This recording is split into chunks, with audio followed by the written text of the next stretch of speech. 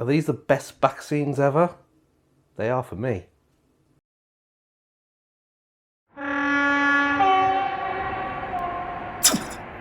Hello and welcome back to Pride Parkway. I'm Jeff and this is my N-gauge layout behind me, or at least it will be. Hopefully you've all seen the last video so you know what's happening. I've moved house, starting again with Pride Parkway. In the garage, a lot more space, much better space to be in. But thank you so much to everybody for your response to the last video. I read all the comments and honestly I'm blown away by everybody's support, so thank you so much. And to all the new subscribers as well, welcome to the channel. I hope you enjoy following along on the build. So in the last video we got most of the woodworking done in here, and this video, I wanted to turn my attention to back scenes. Something that I think is really important on a layout. They can really make the difference between a layout looking professional and not looking professional. And something that it's very easy to stick a bit of board on the wall, order a roll of back scene, slap a bit of PVA on the wall, stick it on and hate the results. Guilty as charged, as I'm sure a lot of people watching this video are as well. So in this video, I wanted to do what for me is my best back scenes ever. So I'm going to take you through how I've done that, what I've used.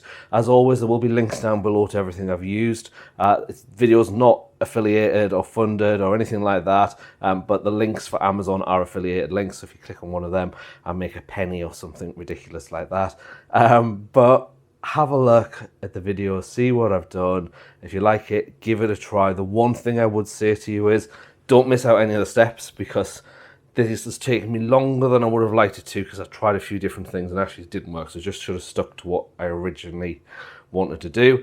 And you will see halfway through this video me using Gauge Master back scenes as well as ID back scenes, their premium range. And you'll find right at the end that I didn't like the Gauge Master ones because they did end up with bubbles and wrinkles in them. So they've been taken off and they've now been replaced by the ID back scenes as well. I'm really pleased with the results. So let's jump to myself a couple of weeks ago and have a look at what I've done. As always, thanks guys. Leave your comments down below. So today I am going to get the back scenes, the boards, should I say, for the back scenes in place. And I'm going to try and do this a little bit different to how I've done it in the past. And as well as the back scenes, I'm also going to get some LED lights. And again, that's going to be a little bit different to what I've had previously. Now, I've already done this first scene. I say done, I've started it. And this, if you remember, is going to be the new Pride Central town scene. And what I've done is I've curved the back scene boards so that you don't get any harsh, sharp corners. I don't like them. They just look weird when you see them on layouts, especially when you do video on them and taking pictures of them. So I'm going for curves, and one of the things that you need to keep in mind is the added complexities of that when you add your actual back scene prints onto the curve. I'm using hardboard. It's 3-point-something millimeter hardboard. Got it from a local timber merchant and they cut it into big long strips for me. They just cut the board basically 3 ways evenly, so they're about 15-16 inches high, each one of them.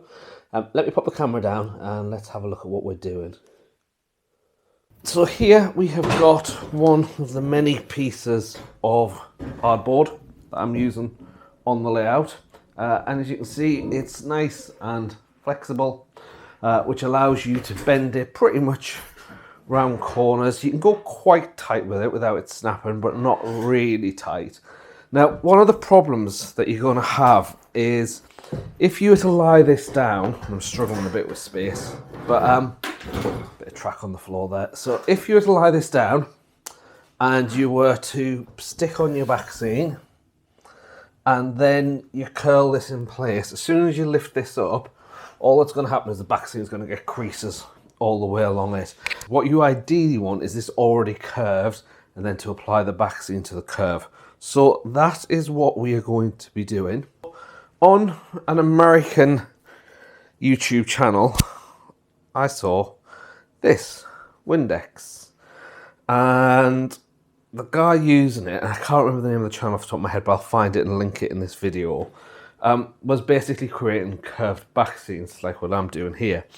And to get the wood to bend better and to get it to stay bent, this is what I used, Windex. Now, you can't go out and just buy any old glass cleaner, because most glass cleaners, Mr. Muscle for example, that is vinegar based. What you need is something that's ammonia based. Now, you can get this on Amazon, eBay, places like that. I'll put a link to it down below. But you need to make sure it's the original formula and it's the one that's got ammonia in it. And you'll know when you start spraying it because you can smell the ammonia. It smells like hair dye. Now, you can probably buy cheaper ammonia something, but I don't know what it is, and I'm not going to mess around. I saw this, as I say, on YouTube, and it worked, and that's what I'm doing, and now I'm sharing it with you. So I've moved around slightly into what is going to be part of the country scene. I'm just moving out of the way, we don't need that. And what I want is, I want a curve coming around from here, all the way around, flat along the back, curved again, and then we'll continue round and behind the camera and do the same thing. Now, the first thing I've done is I've put some bracing on the wall, and you just need to work out yourself where you want that. I'm going to brace the back scene onto this seam break here, and then I'm going to curve it round to this point here.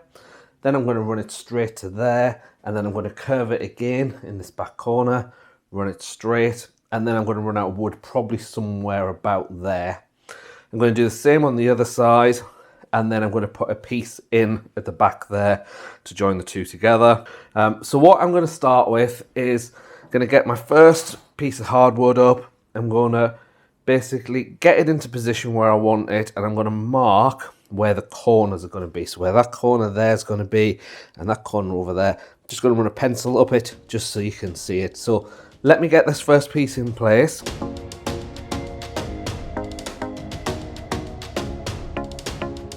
All right, so you can see there that it's nice and flexible.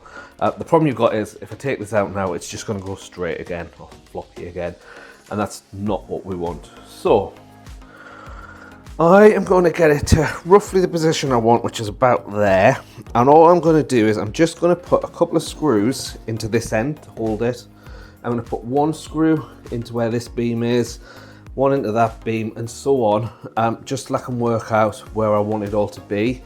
And then where the join's going to be with the next board over there, I'm going to put another batten on the wall. Again, just going to screw it, wall plug it, and fasten it on there. The screws are not going to be kept in this permanently. They're just there to help us shape it and get it into place. So the screws don't need to go all the way in, don't need to be anything special.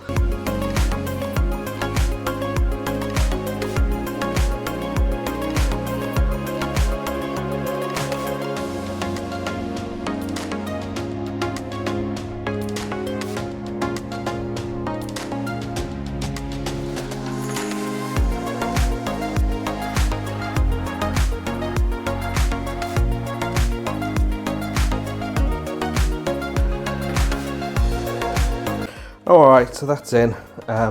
Fasten in there, there, and in there. And then I've put an extra beam right next to that one, as you can see there, ready for the next board to join onto. I'm going to do exactly the same over on this side, and then I will join the gap that's going to be left in the middle, just because of the length of the boards.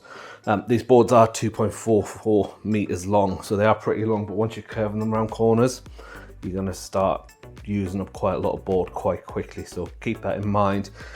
Just because your baseboard's 2.4 meters long, if you're going to have a curved back scene, it's going to be long.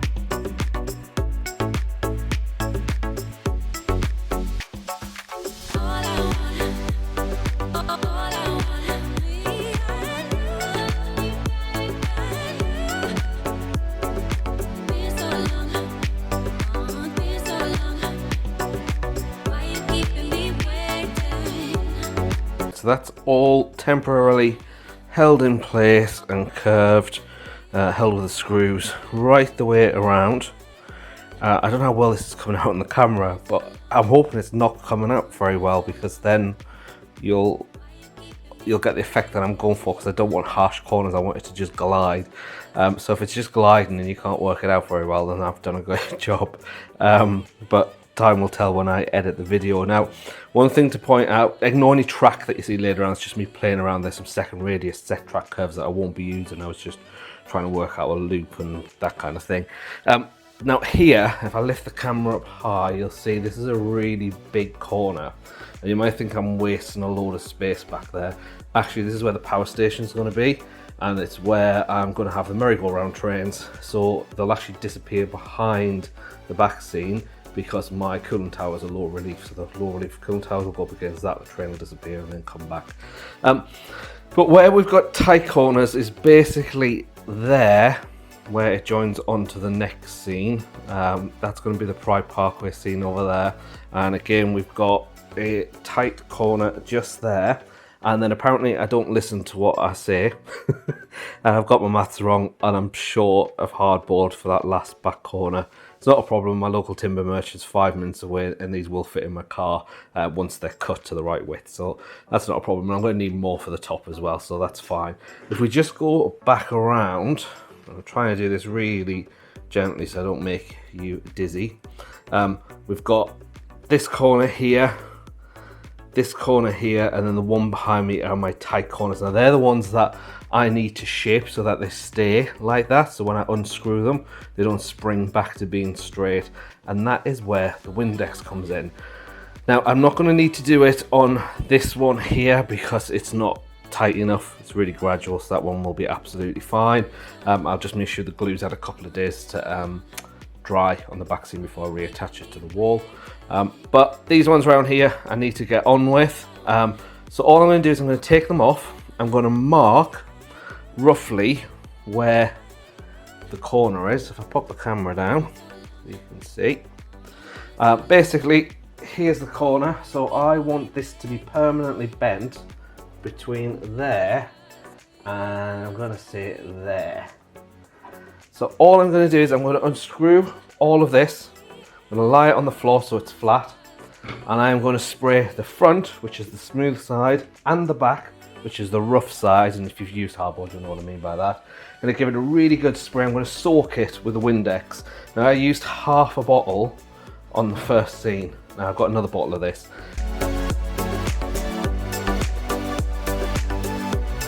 Alright, so that's really wet now on both sides of where the bends are going to be, and on the underside of the board as well.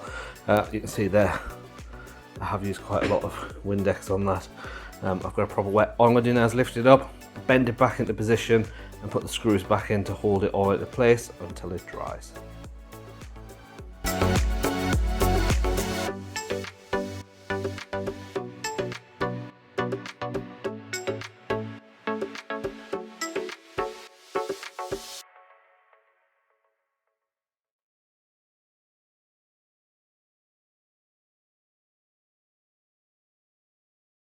Alright, job done.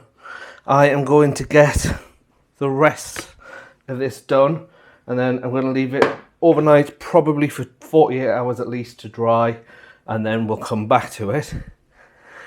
In the meantime, let's look at lighting.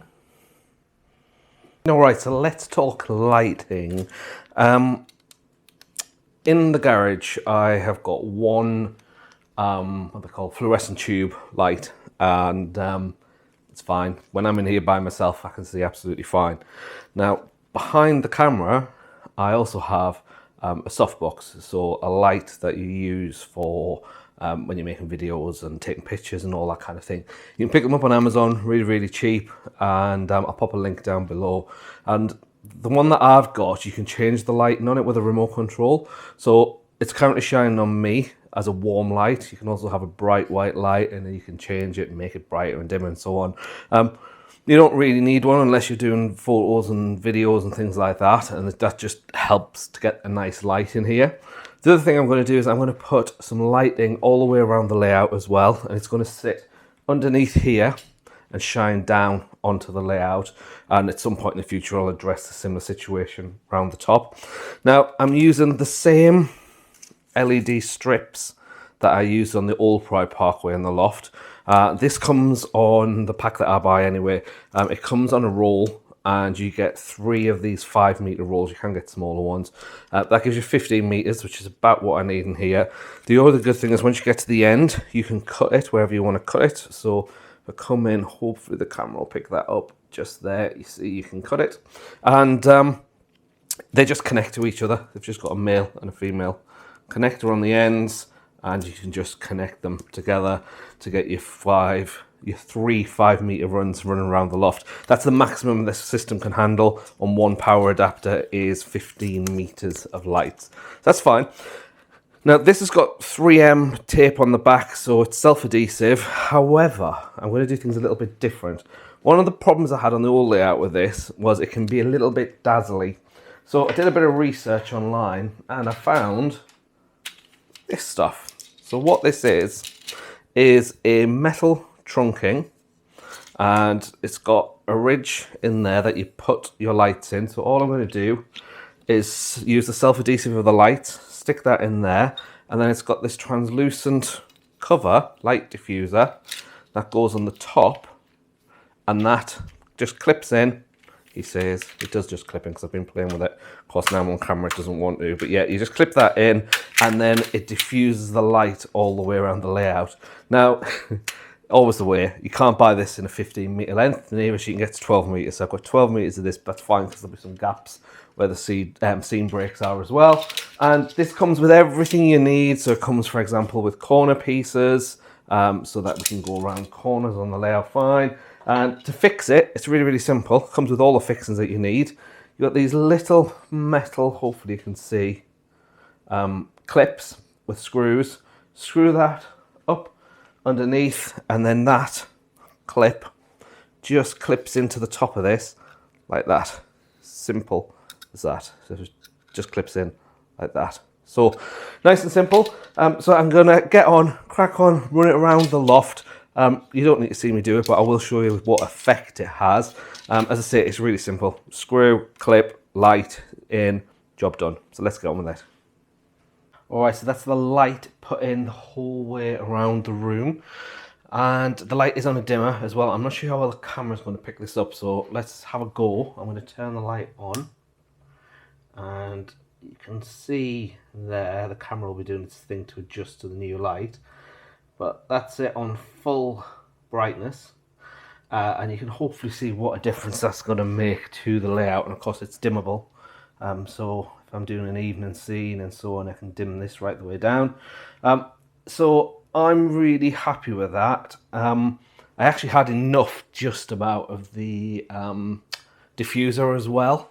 I was worried that it wasn't going to be enough, and I didn't want to have to order another 12 meters of it, but it's all good. I'm just going to move the camera down so you can see how it diffuses the light. Now remember, this is on the brightest at the moment, but it runs the whole way around the layout. You can see when I have corner pieces in over there, and then it just goes through the seam breaks and continues to go all around. And this is all right. So let's chat back scenes. I have had a delivery of 2 new sets of back scenes.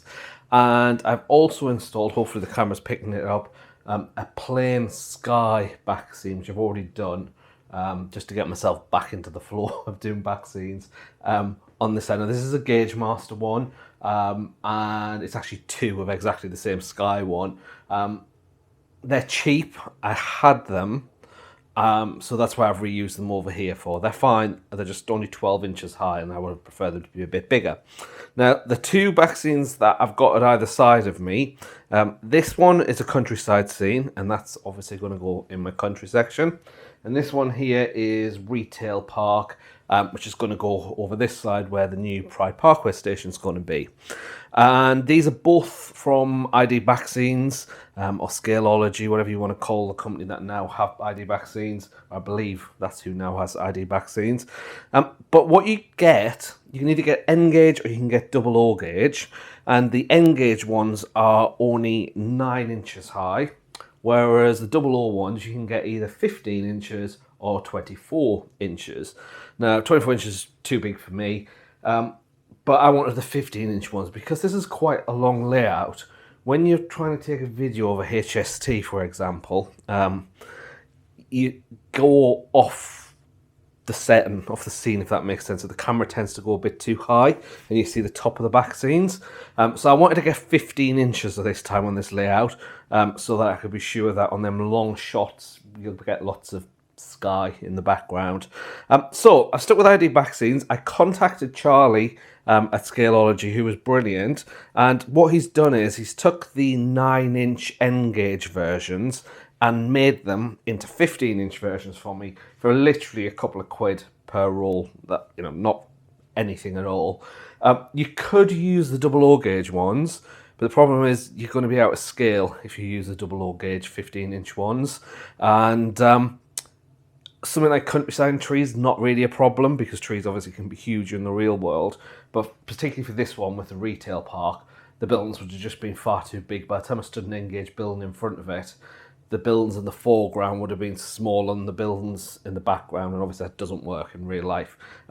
So as I say, these are the 9-inch N-gauge versions, and they've been extended. It's just the sky, that's all he extends, to take them up to the full 15 inches. And the other thing, of course, is with these ID Backscenes, there is a much bigger choice available in 00 gauge than N-gauge for some reason. I don't know why. This countryside one that I wanted in 00 gauge, you've got an A pack and a B pack. I couldn't get that in N-gauge. There was only one A pack. So he has mirrored it for me, so that'll continue to run for the full way around. So definitely worth dropping them a line. I dropped him an email before Christmas, told him what I was thinking. He came back to me just before Christmas. I left it, contacted him in the new year, and literally within a few days they were printed and they were delivered to me. So the service was fantastic. Other thing to point out as well with these is you can get both the premium and the standard version. I have gone for the premium. It's a better quality paper, it's moisture resistant, and so the camera just died. I'm not going to stop working because the camera's died. I'm going to go and put the camera on charge. I am going to make a start over on this side, and in the country scene section, which is behind the camera at the minute. And then I'll probably get about halfway through before the camera comes back to life. And then I'll come back to you and I'll show you what I'm doing. Welcome back. So the camera is charged and I have been busy putting in basically the first 2 boards of this back scene, and I'm really happy with how it's gone in. This is definitely the best I've ever installed a back scene. There's very few bubbles. I can see 2 really small ones from here. It's relatively straight. The boards join really well. There is a joint right there where that board and that board join together. Where the one back scene ends and the next one starts is there. As you can see, that follows on really well as well. And where we've got to, if I can get the camera to come far enough around, is here. And we've still got this last board to do. So I'm going to pop the camera down and we're going to get them screws out and we'll take it from there. So the first thing to note is the other night I was out here, really boring job, got some PVA, bog standard PVA, and just a paint brush, and I just painted all of the front of these with PVA, and that's just to put a bit of extra sealing on them and make them nice and smooth. The Windex should by now have kept the boards moulded the shape of the boards. So now when I take out the screws, I'm probably right in front of the camera, and obviously they're going to move a little bit, but if you remember back earlier in the video when they just sprung out and sprung back to shape, that's not happening anymore. So the board is removed. It's now here on my wallpaper table, temporary workbench, whatever you want to call it. And the first thing I'm going to do is I'm just going to give the whole thing a sand, just to make this not be so smooth, just so that the adhesive's got something to stick to. Also, the problem with hardboard is when you put screws in it, the fibres come up. So wherever there's a screw hole, that's just going to need sand and smooth as well. One of the good things though with hardboard is because it's so fibrous, when you sand it, it fills the hole itself. So let's get that done quickly to start with.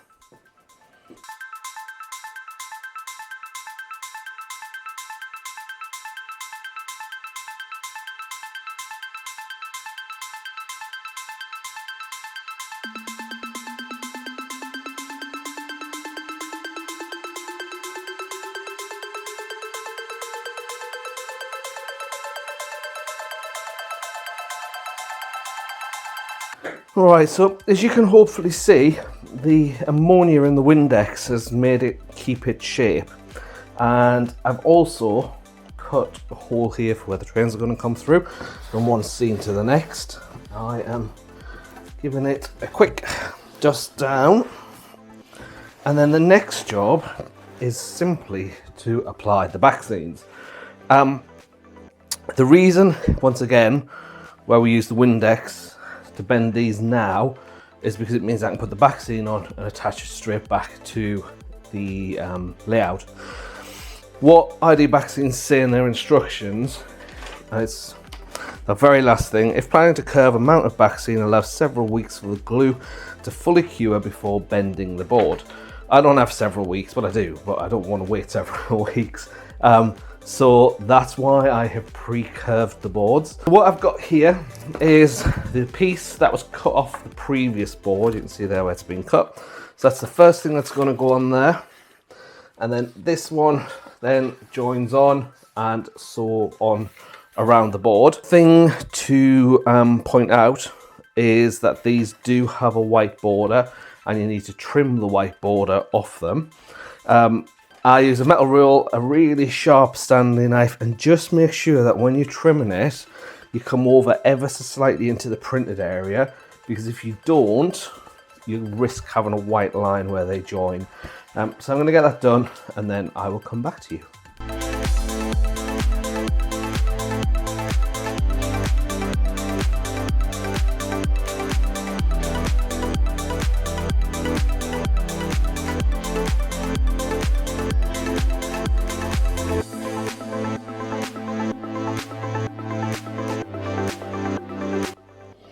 Alright guys, so I have now put the back scene on this board all the way along. It's nice and smooth.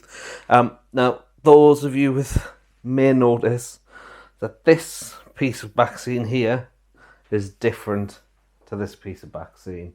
Now, the back scene at that end joins on and flows round in the countryside section. However, I knew I was going to be about 40 centimetres too short and didn't want to have to buy a whole other £20 roll just for that little bit, when I knew over that side at the retail park I was going to have too much. So all I've done is I've just taken one of the ends from the retail park and put it there. All this has on it is a few houses, nothing else, and actually the tree line matches up perfectly. So let's head back over into the corner where this is going and look at how we're going to permanently attach it to the wall. So we're back where this piece of the back scene is going to go, and we know we've got one batten, two battens, 3, 4, another one there, and another one. Technically we'd use that as well. That's just holding up the top deck. So this layout, remember, is modular, so that should I ever move house, I can take the layout with me. And I didn't want to attach the backboards to the baseboard, because that then just means that it's more difficult to move. So the back scene is going to be attached to the wall on these wooden battens and made so that it can be taken off and moved. So what I'm going to do is use stick-on Velcro.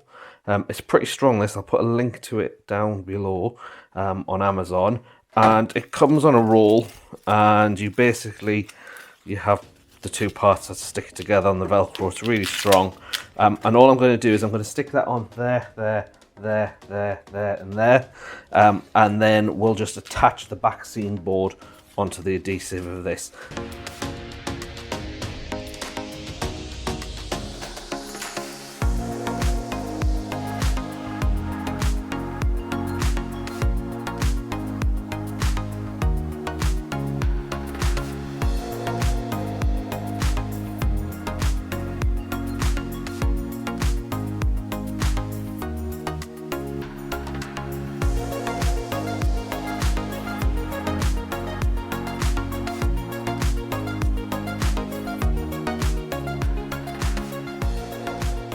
Okay, so there it is, back scene and the lights in place.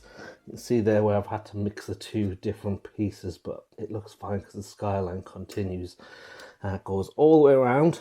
And I've just gone for a one that's predominantly trees for this part of the layout, because there was no point in really going for anything more complicated than that. And some of these ID back scenes, you know, everybody's got the same one, so it's good to use something that's a little bit different and a bit more generic. Then on this side we've got the blue sky. Now remember, this is the Gauge Master one, and I've got to be honest with you, it's not as good as the ID back scenes ones are, but it'll do the job. Most of this is going to be covered by buildings in the town anyway, station canopy and all that kind of good stuff. And then we spin all the way around to the final section, which is going to be where Pride Parkway is, and we have the start of the industrial back scene. Excuse all the mess, tools everywhere. And then that was just where I ran out of hardboard for that last corner, but I've got the back scene, and I'll pick up some hardboard at the end of the month or something and get that put in place. So with that, I'm going to leave this video here. Join me next time as we start to get the electrics in place. I'll also have the baseboards finished for the next video as well. As always, a massive thank you to everyone for your support. All of your comments and all of your kind words are really appreciated, as well as your support. If you're new here, don't forget to hit that subscribe button. Don't forget to hit the like button. It just helps me out with the YouTube police. And I will see you guys really soon. Thanks now. Bye-bye. So it turns out that I couldn't live with that Gauge Master back scene. So I took it off. I ordered another premium art printer's ID back scene at Clouds, and that is now attached. It doesn't have a single bubble in it, a single wrinkle in it, nothing at all. Unlike the Gauge Master one, which was wrinkling away. So really happy now.